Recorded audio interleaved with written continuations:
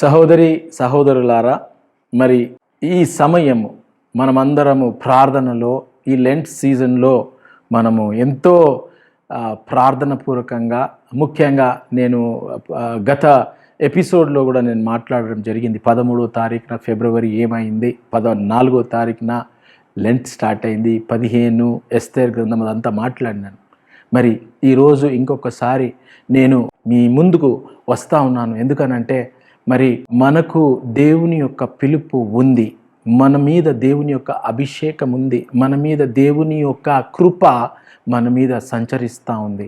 కాబట్టి ఈరోజు నేను ఒక చిన్న అంశాన్ని మీ ముందు తెస్తూ ఉన్నాను. మన పరిస్థితులు చూసుకుంటూ ఉంటే చాలా కష్టంగా ఉన్నాయి. దానియేలు గ్రంథంలో మరి మనము కొన్ని విషయాలు మాట్లాడుకున్నాం. మరి ఇప్పుడు పరిస్థితులు ఎన్నో సంఘాలు అని అంటే నేను బిల్డింగ్స్ గురించి మాట్లాడుతున్నాను, వ్యక్తుల గురించి కాదు. అటాక్స్ జరుగుతూ ఉన్నాయి, పర్సిక్యూషన్ జరుగుతూ ఉంది. మరి అందరూ ఏం చేయాలని చాలామంది భయపడతా ఉన్నారు. బిక్కున ఎవరు చాలామంది చర్చికి పోవాలా వద్దా అని ఊర్లలో ఆలోచన చేస్తూ మరి ఏదేదో జరుగుతూ ఉంది. కానీ ఒక్కటి మనము ఆలోచన చేయాలి, క్రీస్తు సంఘం. ఇది నీ సంఘం, నా సంఘం, మా పాస్టర్ సంఘము కాదండి, ఇది క్రీస్తు సంఘము. హల్లెలూయా. క్రీస్తు ఏమన్నాడంటే gates of hell will not prevail. ఆయన సంఘానికి ఏది కూడా ఎదురు రాదు అని గ్రంథం చెప్తా ఉంది. మేబీ బిల్డింగ్స్ని కూలగొట్టవచ్చు, అద్దాలు ఇరగొట్టవచ్చు, పుల్పిట్స్ని ఇరగొట్టవచ్చు, కానీ మరి దేవుడు చాలా పెద్ద గ్రేట్ ప్లాన్స్తో ఉన్నాడు. బిల్డింగ్ ఇరిగిపోతుందేమో కానీ సంఘం ఇరిగిపోదండి. సంఘం విస్తరిస్తూ ఉంటుంది, సంఘం అభివృద్ధి పరుస్తూ ఉంటుంది. ఈ యొక్క టైమ్స్లో, పర్సిక్యూషన్ టైమ్స్లో మార్కు సువార్త 4లో ఏమంటుందంటే, ఎప్పుడైతే విత్తనాన్ని విత్తుతామో ఎంబడే దుష్టుడు సాతానుడు వచ్చి ఏం చేస్తాడంట, దొంగతనం చేసేస్తాడు, ఎంబడే వస్తాడంట. మరి ఎన్నో విత్తనాలు విత్తబడతా ఉన్నాయి. కోవిడ్ తర్వాత వాక్యం విస్తరించిపోతూ ఉంది. ప్రతి ఇల్లు ఒక సంఘంగా మారిపోయింది. ప్రతి విశ్వాసి ఒక పాస్టర్గా మారిపోయింది. అంత నాలెడ్జ్ పెరిగిపోయింది.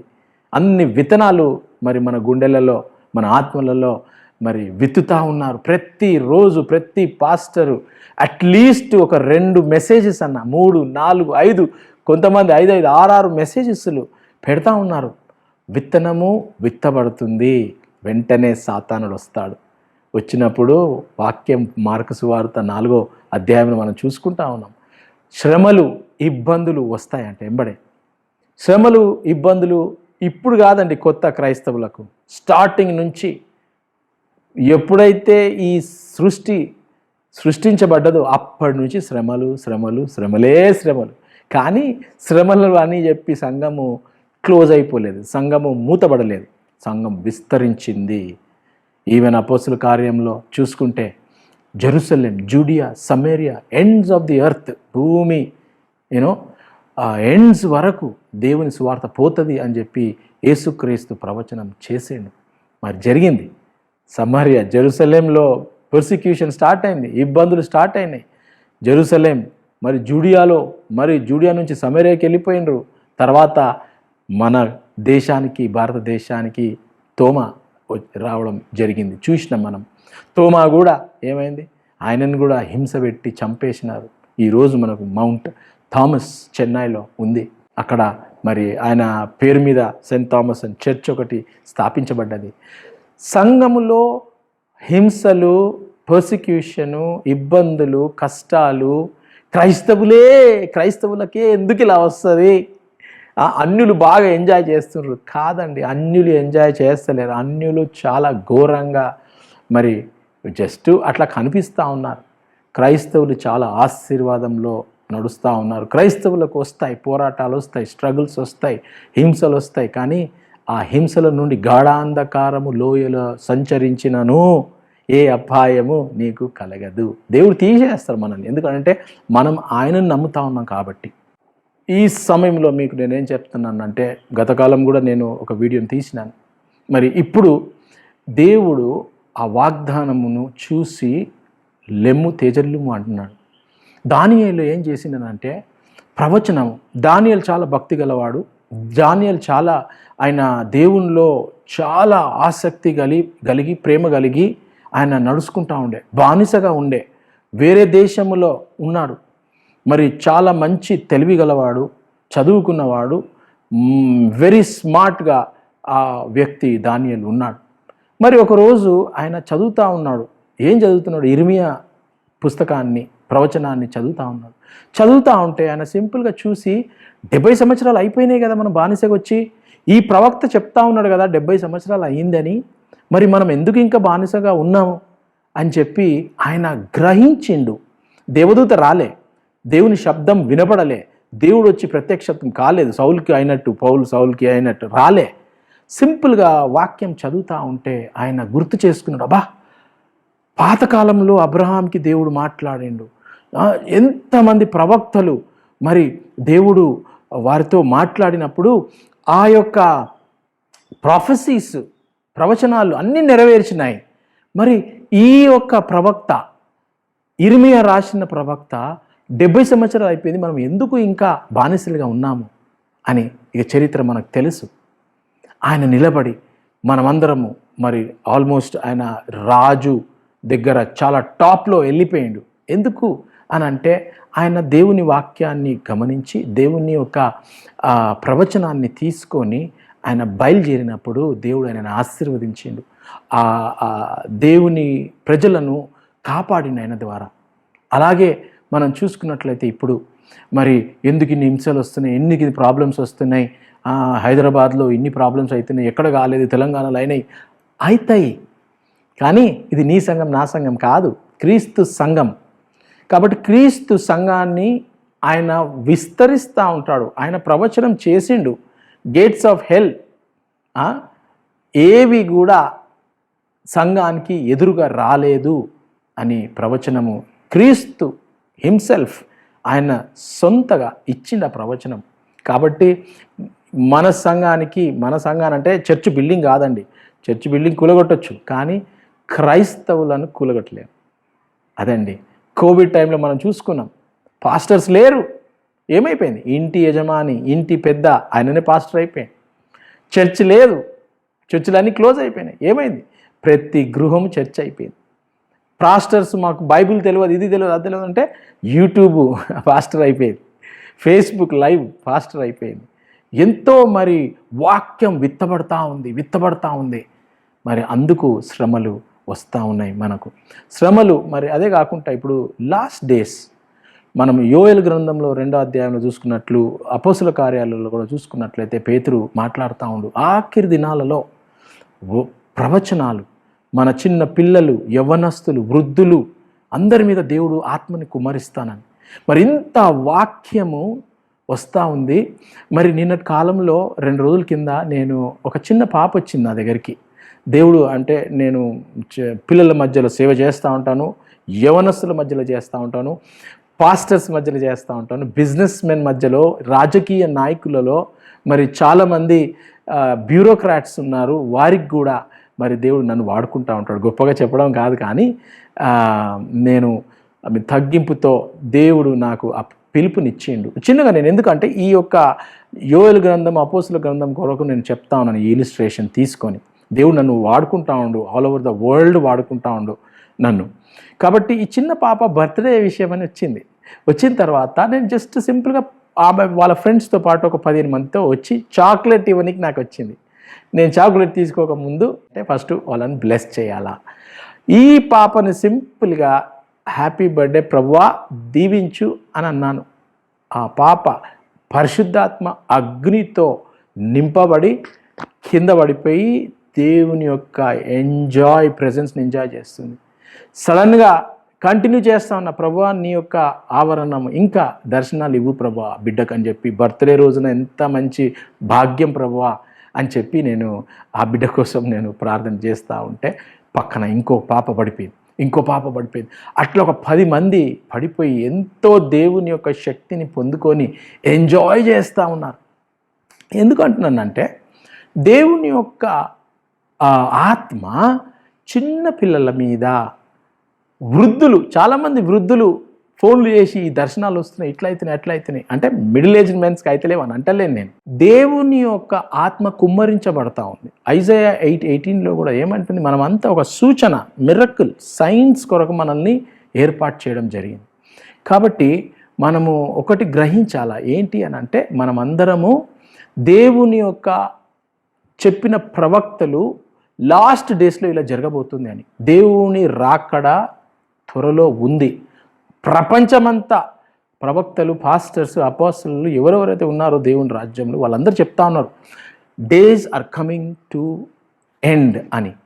ఈ ఎండ్ అయినప్పుడు ఏం కావాలా, ప్రవచనము నెరవేర్చాలా. దానియేలు 70 సంవత్సరాలు అట్ట ప్రవచనం ఏదైతే చూసిండో ఆ యొక్క ప్రవచనాన్ని దాని మీద ఆయన యాక్ట్ చేసిండో, మొర్దెకాయ్ ఏం చేసిండు, ఆయనకు రాలే, దేవదూత రాలే, దేవుడు రాలే, వచ్చి ఏమంటాడంటే మేబీ ఎస్తేర్, మేబీ నువ్వేనేమో, అందుకేనేమో రానైనావు, నువ్వు అనాథవి, ఈరోజు నువ్వు రానైనావు అంటే మేబీ మనల్ని అందరిని బతికించనీకేమో అని.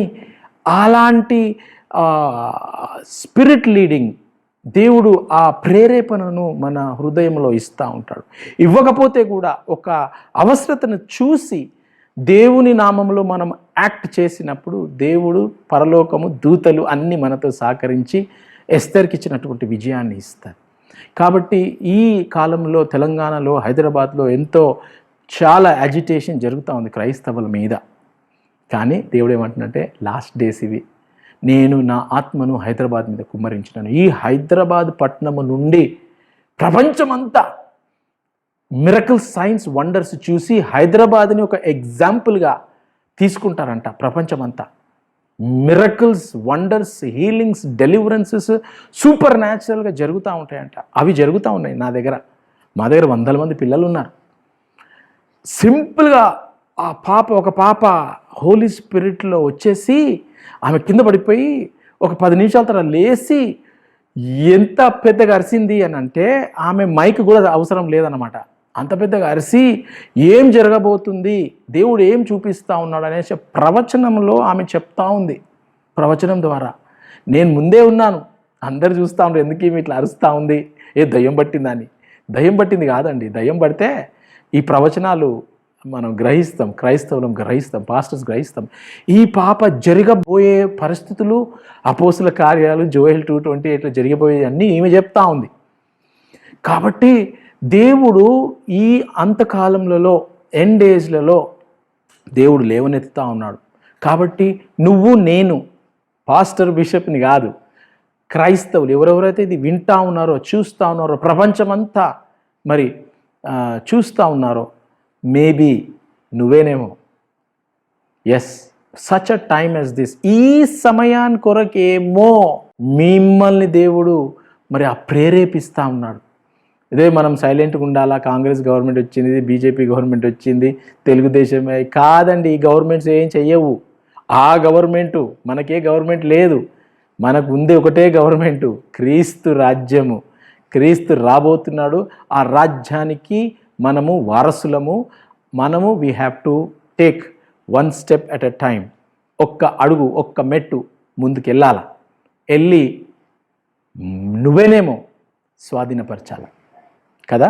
మనము పాట చూస్తూ ఉన్నాం, బ్రదర్ అనిల్ కుమార్ రాసిన పాట కదా, టేక్ ఓవర్. ఇది టేక్ ఓవర్ కాదండి, హైదరాబాద్, తెలంగాణ ఆ టేక్ ఓవర్ కాదు. సాతాను శక్తుల మీద టేక్ ఓవర్, మంత్రతంత్ర శక్తుల మీద, శుద్ర శక్తుల మీద టేక్ ఓవర్, అపవాది క్రియల మీద. శత్రువు మనుషులు కాదు, బీజేపీ కాదు, కాంగ్రెస్ కాదు, టీఆర్ఎస్ కాదు.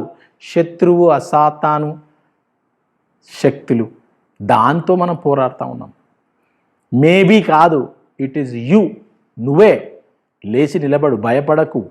నువ్వు భయపడితే మనం వచ్చే తరాలు ఎగ్జిస్ట్గా ఉండవు. కాబట్టి వీ ఆర్ ద పీపుల్. మనము లేచి నిలబడి ముందుకెళ్ళి మనము దేవుని శక్తిని కనపరచాల, దేవుని శక్తిని మనము బయలుపరచాల మన ద్వారా. ఎవరైతే విశ్వాసంతో అడుగేస్తారో దేవుడు నిన్ను 10 అడుగులు ముందు తీసుకుపోతాడు. 2 అడుగులు కాదండి, ఒక్క అడుగు వేస్తే నిన్ను 10 అడుగులు తీసుకొని వెళ్తాడు. 10 అడుగులు వేస్తే నిన్ను ఒక 100 కిలోమీటర్లు తీసుకొని వెళ్తాడు దేవుడు. ఆ ఆఖరి దినాలలో ప్రవచనం అదే అండి. మేబీ కాదు, నువ్వు, ఇట్ ఈజ్ యూ, నేను, మనమందరం లేచి నిలబడి ఐక్యమత్యంగా మన డాక్ట్రిన్స్, మన చర్చెస్, మన పాస్ట్లో జరిగినటువంటి ఇబ్బందులు, ప్రాబ్లమ్స్, గొడవలు ఇది కాదండి. ఇప్పుడు టైం ఫర్ యూనిటీ. మనమందరం ఐక్యమత్యంగా రావాలా, మనమందరం ఒకటి కావాలా, ఒకటయ్యి మనం సాతాను శక్తులతో పోరాడాలా. అద్భుతాలు దేవుని శక్తిని కనపరచాలి. కాబట్టి అక్కడ ఎట్లయితే జెరమయా, ఎట్లయితే దానియేలు చూసిండు, మొర్దెకాయి ఎస్తేర్ చూసింది, యోసేపు ప్రభువా ఏంటి ప్రభువా అని అనుకున్నాడు. వెయిట్ చేసి ఆయన ఆ దర్శనాన్ని వదిలిపెట్టలేదు.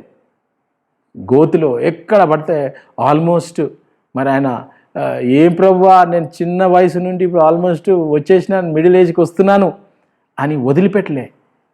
నా కొరకే, ఇట్ ఈజ్ మీ, దేవుడు నన్ను ఏర్పరచుకున్నాడు అని చెప్పి యోసేపు కూడా ఏర్పాటు చేసుకున్నాడు తన్ను తాను. కాబట్టి మీరు ఎవరెవరైతే వింటున్నారో, చూస్తున్నారో, ఎక్కడికి అయితే చూస్తున్నారో గ్రహించండి. మీరు మేబీ కాదు, it is you for such a time as this. ఈ సమయాన్ని కొరకై నిన్ను క్రీస్తు ఏర్పరచుకున్నాడు. Let us all rise up and let us all come in unity. అందరం ఐక్యమత్యంగా వచ్చి మనం ముందుకు సాగాలి. God bless you. మీ కొరకై నేను ఎదురు చూస్తూ ఉంటాను. మరి మీరు ఈ యొక్క యూట్యూబ్ కానీ, గ్రేస్ టీవీలో కానీ, శాటిలైట్ టీవీలో ఎక్కడ వరల్డ్ వైడ్ చూస్తున్నారో మరి మీరు మమ్మల్ని ఫాలో కండి. నేను ఈ సిరీస్ని కంటిన్యూ చేస్తూ ఉంటాను. మనం అందరము నిలబడి దేవుని రాజ్యం కొరకై నిలబడాలి. God bless you. Thank you.